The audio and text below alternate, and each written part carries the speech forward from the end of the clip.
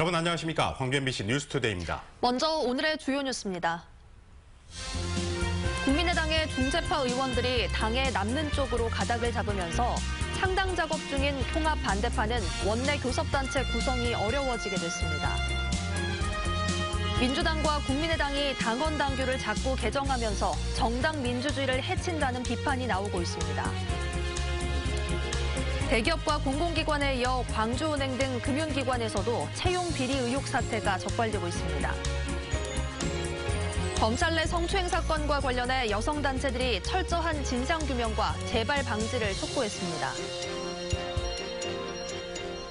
국민의당 중재파 의원들이 당에 남는 쪽으로 사실상 가닥을 잡았습니다. 창당을 서두르고 있는 통합 반대파로서는 원내 교섭단체 구성이 어려워지게 됐습니다. 한신구 기자입니다. 국민의당의 중재파 의원들이 통합신당에 합류하는 쪽으로 방향을 잡았습니다. 여기에는 김동철, 박주선, 주승용, 이용호 의원 등 4명이 뜻을 같이 했습니다. 황교안 의원은 회동에는 참석했지만 도중에 자리를 떴습니다. 개인적인 우정의 관계는 계속 지속되는 거지만 중재파라고 볼 수 있는 것은 이미 이제 유명무실해진 거지. 통합 반대파인 민주평화당은 중재파에게 거듭 동참을 호소했습니다. 광전남 시도당 창당대회를 열어 새몰이를 시작한 민평당은 호남 민심과 호남 정신을 내세워 중재파들의 선택을 압박했습니다. 중재파 호남 의원들에게도 당부드립니다. 안철수, 유승민의 길은 보수 야합의 길입니다. 호남 정신과는 다른 길입니다. 하지만 중재파 의원 4명의 잔류 선택으로 민주평화당이 당장 원내 교섭단체를 구성하기는 어렵게 됐습니다. 이로써 국회의원 숫자 싸움에서는 통합파가 주도권을 잡게 됐지만 갑작스런 전당대회 취소 등 통합 절차에 대한 당 안팎의 비판 여론은 두고두고 부담으로 작용할 것으로 보입니다. MBC 뉴스 한신구입니다. 오늘도 예년 이맘때 겨울 날씨를 보이겠습니다. 바깥 활동하기 수월하겠는데요. 아침에는 공기가 다소 차갑게 느껴지겠지만 낮 기온은 6도로 어제보다 1도가량 높겠습니다. 주말에는 다시 한파가 찾아옵니다. 북쪽에 한기가 몰려 들어오면서 기온이 큰 폭으로 떨어지겠고 입추는 일요일 아침에는 영하 7도까지 낮아지겠습니다. 다음 주 중반까지 추위 이어질 것으로 보입니다. 우리 지역 눈 소식도 있는데요. 내일 새벽에 광주와 전남 지역은 1에서 3cm가량의 눈이 내리겠고 낮에 소강 상태를 보이다가 다시 오후부터 모레까지 최고 8cm가량의 눈이 내려 쌓이겠습니다. 대부분 지역 건조특보는 해제됐지만 동부 지역을 중심으로 대기 많이 건조합니다. 불씨 관리 잘 해주셔야겠고요. 오늘 대기질은 대체로 보통 상태를 유지하겠지만 대기가 정체되면서 오전과 밤에는 공기가 일시적으로 탁해질 가능성이 있겠습니다. 현재 기온 보시면 광주가 영하 4.7도, 담양이 영하 10.6도까지 떨어져 있고요. 낮 기온 영광 2도, 장성은 4도에 머물겠습니다. 아침 기온 어제 같은 시각보다 1도에서 2도가량 낮게 출발하고 있고 낮 기온은 5도 안팎으로 비슷하겠습니다. 곡성은 현재 영하 10.3도, 구례는 영하 10.7도 보이고 있고요. 낮 기온 광양과 여수 7도까지 오르겠습니다. 날씨였습니다. 더불어민주당이 기초단체장까지 전략공천이 가능하도록 당원을 바꾸기로 하면서 논란이 뜨거워지고 있습니다. 입지자들 사이에선 찬반 논란이 맞서고 있는데 4년 전에도 전략공천으로 한바탕 홍역을 치른 민주당. 이번에는 어떨까요? 김철원 기자가 보도합니다. 지방선거가 5달도 남지 않은 상황에서 더불어민주당이 당헌 당규를 바꾸기로 했습니다. 공전 광역단체장뿐만 아니라 기초단체장까지도 전략공천을 할 수 있도록 하겠다는 겁니다.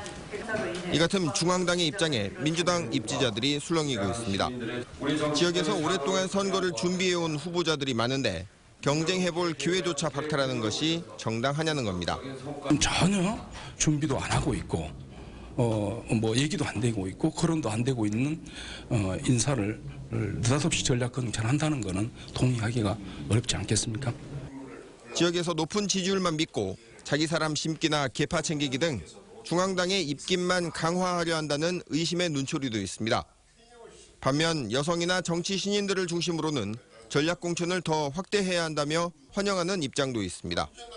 아무리 여성들이 열심히 하고 아무리 발벗고 다녀도 30 단체장이 된다는 것 너무너무 현실적으로 어렵기 때문에 당연히 전략공천 1명 정도는 하고.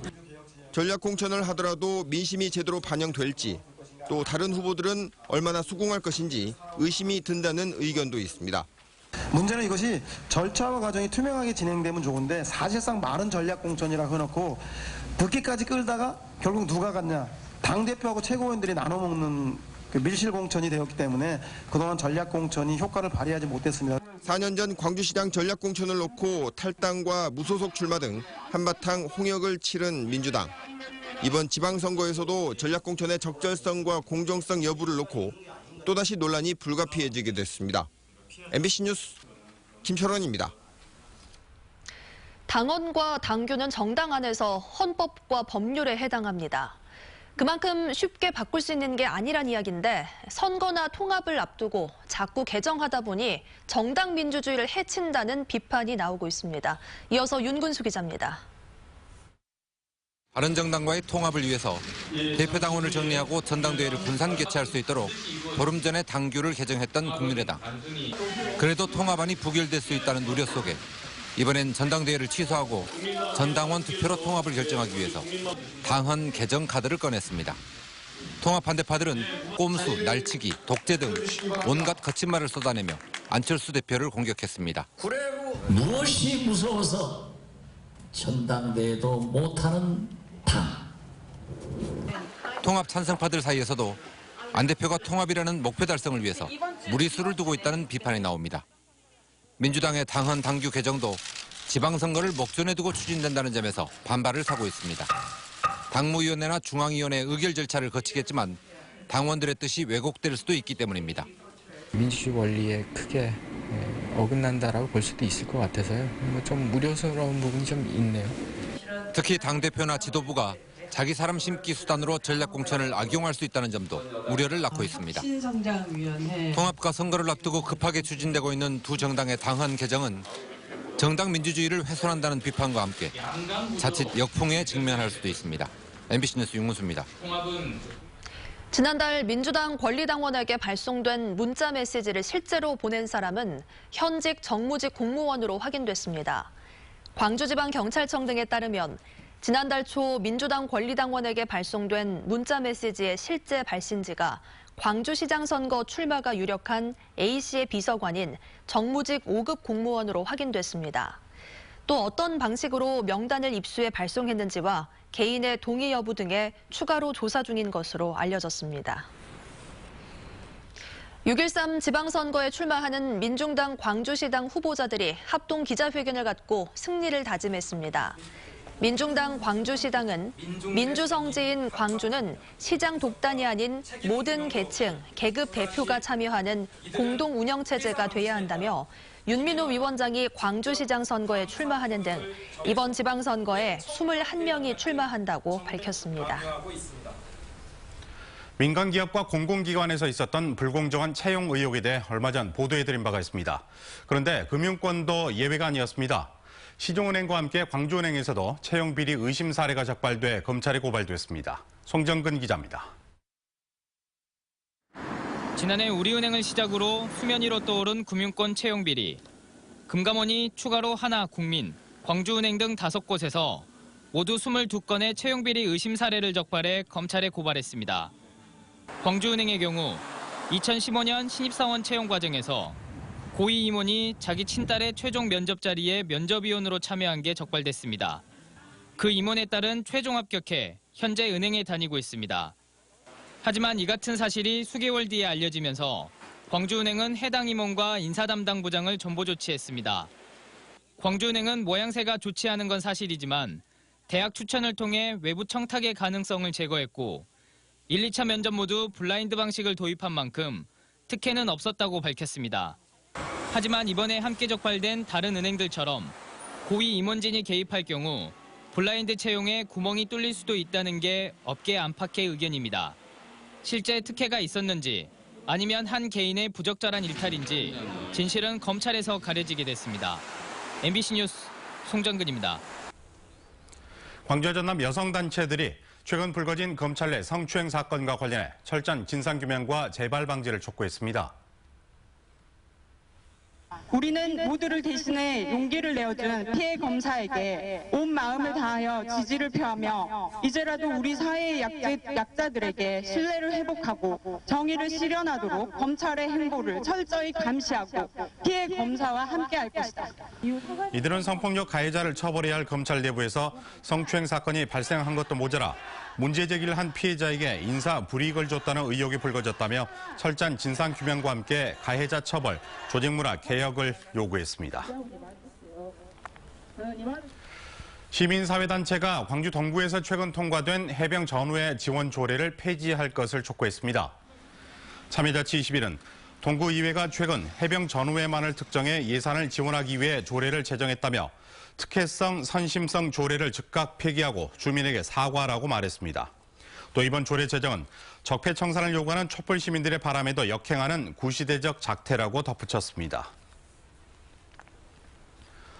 수억 원의 공천 헌금을 받은 혐의로 기소된 국민의당 박준영 의원의 상고심 선고 공판이 오는 8일 대법원에서 열립니다. 박준영 의원은 2년 전 4.13 총선 과정에서 3억 5천만 원의 공천 헌금 등을 받아 정치자금법, 공직선거법 위반 혐의로 기소돼 서울고법에서 징역 2년 6개월과 추징금 3억 원을 선고받고 상고했습니다.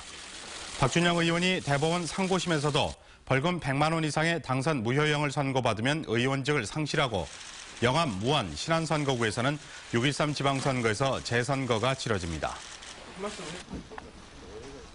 어제 오후 6시 30분쯤 광주시 광산구 우산동의 한 장례식장 앞에서 승용차가 중앙분리대를 넘어가 신호 대기 중이던 차량과 충돌한 뒤 전도됐습니다. 이 사고로 승용차 운전자 22살 강모 씨가 숨지는 등 3명의 사상자가 발생했습니다. 경찰은 강 씨가 다른 차량을 피하려다 사고를 냈다는 목격자의 말을 토대로 정확한 사고 원인을 조사하고 있습니다.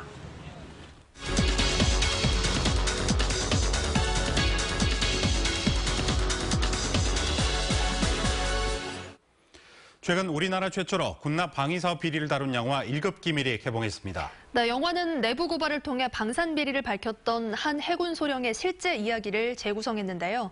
영화 속 주인공의 모델이 됐던 김영수 전 해군 소령 스튜디오에 모셨습니다. 어서 오세요. 네, 안녕하십니까. 처음에 영화가 세상에 나왔을 때 감회가 남달랐을 것 같습니다. 예, 소감 말씀해 주시죠. 8년 동안의 아주 어려운 과정을 통해서 제작이 됐습니다. 그래서 이 영화가 제작이 됐다는 그 자체가 기적이고 개봉이 됐다는 것이 사회적으로 큰 의미가 있다고 생각합니다. 네, 영화의 실제 이야기가 한 95% 반영이 됐다 이렇게 말씀을 해주셨어요. 네. 시나리오에 직접 참여하신 거죠? 네, 2010년 1월에 감독님 만나서 방위사업 비리에 대해서 제가 말씀을 많이 드렸고요. 네. 그래서 그 말씀드린 걸 가지고 감독님이 영화적으로 각색을 했고 그리고 95% 그 이상이죠. 그리고 지금 영화에서 나오는 거는 실제보다 강도는 좀 약하다고 보시면 됩니다.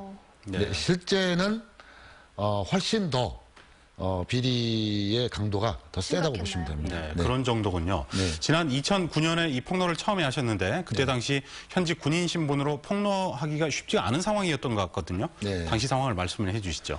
제가 부임해서 이 비리를 발견을 했고요. 그래서 저는 당연히 이 문제를 개선을 하면 저는 상을 받을 줄 알았어요. 그랬는데 상이 아니라 핍박이 온 거죠. 그리고 우리는 배운 대로 행동을 해야 되잖아요. 저는 사관학교에서 당연히 문제가 있으면 그 문제를 개선해야 되고 그 문제에 대해서 지적을 해야 된다. 이렇게 배웠는데 그 반대로 됐습니다. 그래서 저는 지금도 이해가 안 되는 게 우리가 배운 대로 실천하는 것이 이렇게 어려운지 다시 한번 느끼게 됩니다. 네, 군 내부에서 계시면서 비리를 밝힌다는 게 쉽지 않으셨을 거예요. 좀 어려움도 있으셨다고요? 네, 문제를 제기하고 나서 이제 제가 사람들을 못 만나게 하고요. 사람을 만나게 되면 그 사람을 조사를 합니다. 그리고 제가 신체적 위협도 느꼈어요. 그래서 테러 위협을 느껴서 경찰의 신변 보호를 받았습니다. 그리고 출근을 하면 책상을 안 줘요. 그래서 출근해서 사병하고 같이 책상을 쓰게 하고 그래서 주로 옥상에서 서 있었습니다. 네, 견딜 수가 없게 만들어버리는군요. 네, 그렇습니다. 예. 자, 사회가 이렇게 투명하게 좀 더 만들어지기 위해서 우리 사회가 어떤 노력을 해야 될지 말씀을 해주시죠. 먼저 정부가 적극적 의지를 가지고 제도와 시스템을 갖고 가는 것도 중요합니다. 네. 그런데 그보다 더 국민들이 모두가 감시자가 돼야 됩니다. 그리고 국민들의 의견을 존중을 해야 되고요. 또한 언론이 제대로 된 감시자 역할을 해야 됩니다. 네.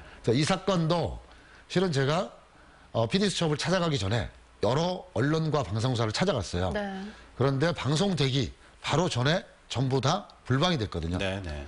그나마 저는 PD수첩은 어떤 외압에도 굴하지 않을 것이다 라는 생각을 했고, 다행히 그 당시에 이제 최승호 PD님, 지금 MBC 사장님이신데요. 네. 예, 그러한 외압에 굴하지 않고 끝까지 방송이 돼서 이 진실이 밝혀지게 된 거라고 생각합니다. 네, 영화를 준비하신 게 2010년이면 벌써 8년 전입니다. 네. 8년 전이고 상황이 많이 바뀌었을까요? 방위산업 비리 어떻게 바뀌었다고 보십니까? 이 영화의 메시지도 방산비리는 현재 진행형이다라는 메시지를 주거든요. 네. 근데 과거보다 좀 더 전문적이고 체계적으로 은밀하게 진행이 되는 것이지 이것이 없는 건 아니다. 변한 것은 아니다. 또 예를 들어서 며칠 전에 대북 확성기 납품 비리 사건이 있었습니다. 네. 그러듯이 그 비리에 대해서 문제 제기를 하고 있는 중에도 비리가 발생이 돼요. 네. 예, 그래서 현재 진행형이고 제가 지금 추적하고 있는 사건도 방산비리가 10건이 넘습니다. 그래서 우리가 정말 국민들이 감시자가 되고 정부가 의지와 실행을 해야 된다라고 생각을 합니다. 네. 네. 자, 알겠습니다. 오늘 말씀 잘 들었습니다. 나오셔서 고맙습니다. 네, 고맙습니다. 송일준 광주문화방송 16대 대표이사 사장이 취임했습니다. 송신임 대표이사는 권력에 대한 견제와 비판에 충실하고 사회적 약자와 소수의 목소리를 대변하는 공영방송으로서의 책무를 수행해 지역민들로부터 신뢰받는 MBC를 만들겠다고 밝혔습니다. 또 지상파만이 아닌 다양한 플랫폼을 통해 광주 MBC 콘텐츠를 유통하고 지역성과 전국성을 가진 킬러 콘텐츠를 만드는 제작 기지로 광주 MBC를 성장시켜 나가겠다고 덧붙였습니다. 장성수 전 광주도시철도 건설본부장이 광주 광산구청장 출마를 선언했습니다. 장성수 전 본부장은 그린벨트 해제와 금호타이어 이전을 통한 송정역 역세권 발전, 한전공대 유치와 전투기 비행소음 해소 등을 공약했습니다. 한편 민주당의 기초단체장 선거구의 전략공천 방침에 대해서는 반대한다고 밝혔습니다. 5.18 시민군 대변인이었던 윤상원 열사의 불꽃 같은 삶이 판소리로 창작돼 오늘 저녁 광산문화예술회관에서 공연됩니다. 판소리 명창 임진택 씨가 창작과 소리를 맡은 판소리 윤상원가는 열사의 학창 시절부터 도청에서 최후를 맞기까지의 짧은 생애를 구성진 판소리에 담아 풀어냅니다. 또 연극과 탈춤을 좋아했던 청년 윤상원이 문화투쟁에 헌신했던 삶도 이번 판소리에서 엿볼 수 있습니다. 무술년 황금개띠해를 맞아 개를 소재로 한 세화전이 광주시립미술관에서 열리고 있습니다. 시민들의 행복을 기원하는 뜻에서 꽃길만 걸어요라는 주제로 열린 이번 전시회는 40여 명의 지역 작가들과 시민들이 참여해 건강과 행복을 기원하거나 개를 표현한 다양한 작품을 선보이고 있습니다. 이번 세화전은 오는 25일까지 시립미술관 로비 아트라운지에서 계속됩니다. 정신병원에서 보호관찰 중에 전자발찌를 끊고 달아난 탈북민에게 실형이 선고됐습니다. 광주지법 형사 6단독은 지난해 8월 나주의 한 정신병원 인근 야산에서 전자발찌를 훼손하고 도주한 혐의로 기소된 탈북민 49살 유모 씨에 대해 징역 8개월을 선고했다고 밝혔습니다. 유 씨는 지난 2004년 살인미수 혐의로 징역 3년과 치료감호 10년을 선고받았지만 망상장애에 시달려 3년간 전자발찌 부착 명령을 받고 정신병원에서 치료를 받다가 도주했습니다.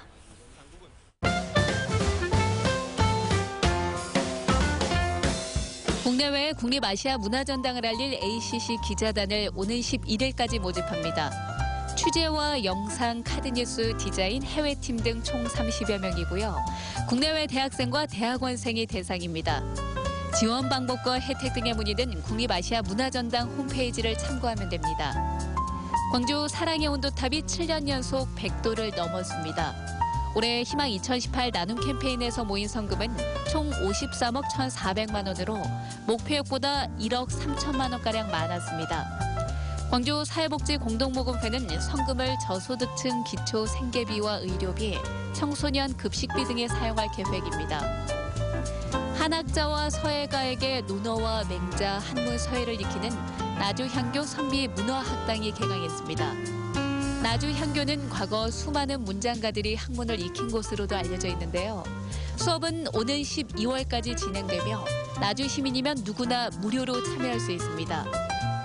전남 구례 용두리 고분에서 가야계 토기 무덤이 발견됐습니다. 출토된 토기들은 다양한 시기와 양식을 보이고 있는 점이 특징인데요. 구례군은 용두리 일대 집단이 내륙을 통해서도 가야 지역과 지속적인 교류를 해왔다는 증거라며 이를 토대로 주변 지역과의 교류 관계 등을 연구할 계획이라고 밝혔습니다.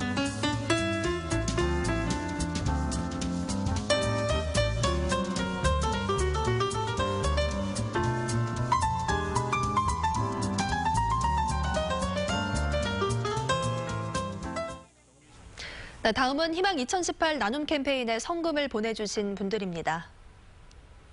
진도군 지산면 소포리 차재익 10만 원, 김종화 5만 원, 김종민 10만 원, 김소현 50만 원, 김진식 5만 원, 지산면 가칠이 이영희 5만 원, 이동민 5만 원, 지산면 독칠이 김봉희 2만 원, 최동기 5만 원, 정동조 5만 원, 김수자 5만 원, 지산면 갈두리 김주미 40만 6,430원, 6,403원, 30원, 김양술님 5만 원, 김효남 5만 원, 김창율 20만 원, 차준조 5천 원, 지산면 하고야리 김봉철 5만 원, 주철수 5만 원, 지산면 상보전리 노웅민 5만 원, 김기령 5만 원, 지산면 내삼당리 곽영진 5만 원, 이장 박동준 5만 원, 청년회 5만 원, 지산면 외삼당리 김성훈 10만 원, 서리관 5만 원, 지산면 금놀이 최명림 5만 원, 이장 최순옥 5만 원, 대천리 백종담 5만 원, 오류리 임창희 5만 원, 이명교 5만 원, 지산면 관마리 오승민 5만 원, 청년회 회원 일동 5만 원, 백연리 하석훈 5만 원, 와우리 임봉택 2만 원, 송오리 설준상 3만 원, 지산면 상고야리 김상수님 3만 원, 마사리 이장 임원식 10만 원, 하보전리 한용옥 5만 원, 외우리 오종일 5만 원, 인지리 오케식당에서 이상범님이 5만 원을 보내주셨습니다. 성금을 보내주셔서 고맙습니다. 오늘도 예년 이맘때의 겨울 날씨를 보이겠습니다. 활동하기 수월하겠는데요. 아침에는 다소 공기가 차갑게 느껴지겠지만 낮 기온 6도까지 오르면서 어제보다 1도가량 높겠습니다. 주말에는 다시 한파가 시작됩니다. 북서쪽에 한기가 밀려 들어오면서 내일 기온이 큰 폭으로 떨어지겠고 입추는 일요일 아침에는 영하 7도까지 낮아지겠습니다. 다음 주 중반까지 추위가 이어질 것으로 예상됩니다. 우리 지역 눈 소식도 있습니다. 내일 새벽에 광주와 전남 지역에는 1에서 3cm가량의 눈이 내리겠고요. 낮에 소강 상태를 보이다가 오후부터 모레까지 최고 8cm가량의 눈이 내려 쌓이겠습니다. 대부분 지역 건조특보는 해제된 상태지만 여전히 동부 지역을 중심으로는 대기가 메말라 있습니다. 불씨 관리 잘 해주셔야겠고요. 오늘 대체로 공기질은 보통 수준을 보이겠지만 대기가 정체되면서 오전과 밤에는 공기가 살짝 탁해질 가능성이 있겠습니다. 현재 기온 보시면 광주가 영하 4.7도, 담양이 영하 10.6도까지 떨어져 있고요. 낮 기온 영광 2도, 장성 4도에 머물겠습니다. 대부분 지역 아침 기온 어제보다는 1도에서 2도가량 낮게 출발했고 낮 기온 5도 안팎까지 오르겠습니다. 곡성은 현재 영하 10.3도, 구례가 영하 10.7도로 아침 기온 크게 떨어져 있습니다. 낮 기온 보성이 5도, 광양 7도까지 오르겠습니다. 오늘은 서해 남부 해상을 중심으로 내일은 전 해상에 바람이 강하게 불고 물결 높게 일 것으로 예상됩니다. 내일 한파가 시작되면서 다음 주 중반까지는 평년 기온을 밑돌 것으로 예상됩니다. 날씨였습니다.